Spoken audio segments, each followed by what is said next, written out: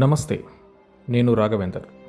భారతదేశంలోని ఒరిస్సా రాష్ట్రంలో గల ప్రముఖమైన దేవాలయం పూరి జగన్నాథ్ ఆలయాన్ని నేడు దర్శించుకోబోతున్నాను.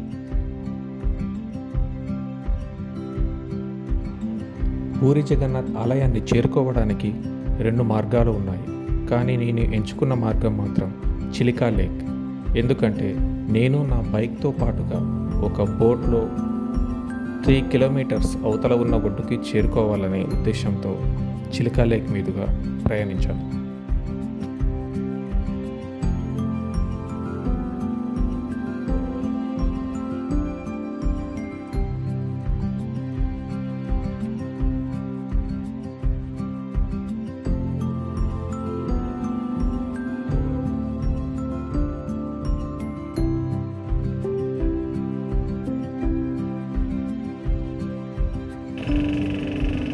చూస్తున్నారుగా ముందు వెళ్తున్న బోట్ని. సేమ్ ఆ బోట్లో ఎలాగైతే ఉందో మా బోట్ పరిస్థితి కూడా అంతే. కొద్దిగా అటు ఇటు అయితే లేక్లో పడిపోవాల్సింది.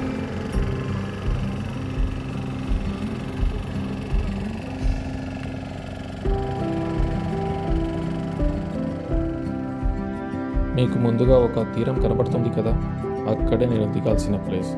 అక్కడి నుండి 53 కిలోమీటర్ల దూరం వెళితే పూరి జగన్నాథ్ ఆలయాన్ని చేరుకోవచ్చు.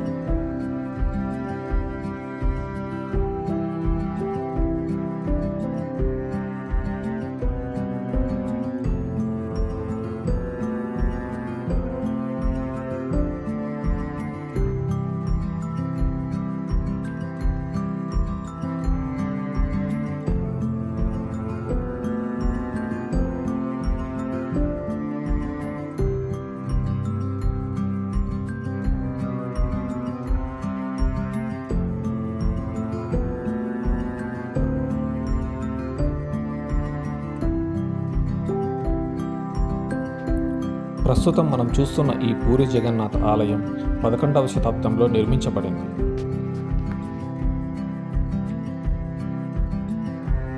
మనము ఏ దేవాలయంలో చూసినా రాతితో ఉన్న విగ్రహాలు దర్శనమిస్తే, పూరి జగన్నాథ్ ఆలయంలో దేవతామూర్తులు చెక్కతో చేయబడి ఉంటాయి. ఇది ఇక్కడి విశిష్టత.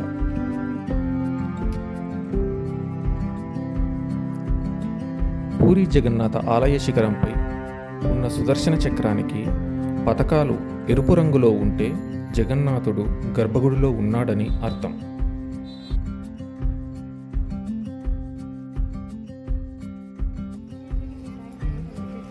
ప్రతి సంవత్సరం ఇక్కడ రథయాత్ర నిర్వహిస్తారు. విశేషం ఏమంటే ఈ రథాలు భారీ స్థాయిలో చెక్కతో చేయబడి ఉంటాయి. 3 భారీ రథాలలో శ్రీకృష్ణుడు, సుభద్రాదేవి, బలరాముడు దర్శనమిస్తారు.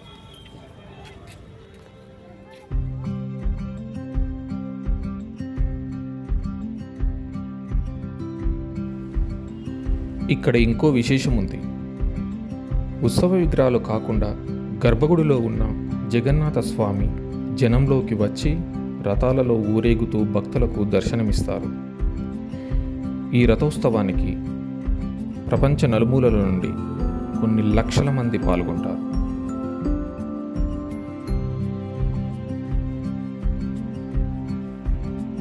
ఈ రథయాత్ర వారం రోజులు ముగిశాక జగన్నాథుడు మళ్ళీ గర్భగుడిలోకి వెళతాడు. అనంతరం 3 భారీ రథాలను మళ్ళీ విప్పేస్తారు.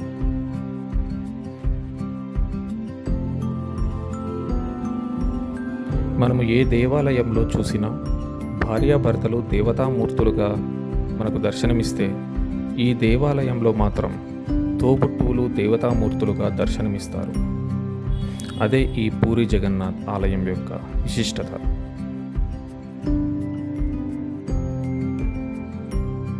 ఈ దేవాలయ గర్భగుడిలో ఒకవైపు శ్రీకృష్ణ భగవానుడు, మరోవైపు బలరాముడు, ఈ ఇరువురి మధ్యలో సుభద్రాదేవి మనకు దేవతామూర్తులుగా దర్శనమిస్తారు.